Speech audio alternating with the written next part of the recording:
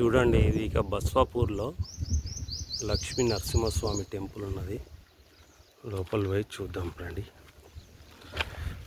ఓం శ్రీ లక్ష్మీ నారసింహాయ మహాబలాయ సర్వశత్రు సంహారణాయ ఉగ్ర నారసింహాయ నమః.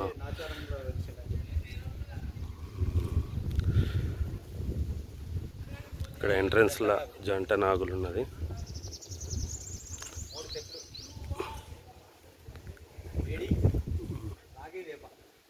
ఇక్కడ 3 చెట్లు కలిపి ఉంటాయి: మేడి, రాగి, వేప. చూడండి, లోపలికి వెళ్దాం రండి. ఫస్ట్ ఇక్కడ పాదం ఉండే, ఇక్కడికి తీసుకెళ్ళి విగ్రహాలు లోపల పెట్టారు. ఇక్కడ ఒక అడుగేసి తర్వాత నాచారంలా వేశారని ప్రసిద్ధి.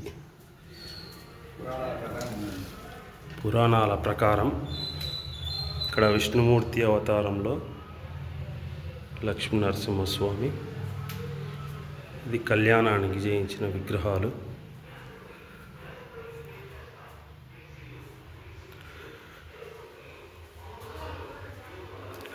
ఫ్రెండ్స్, ఇది బండకు చెక్కబడింది. ఇది వచ్చేసి మనకు 6-7 ఇయర్స్ అవుతుంది.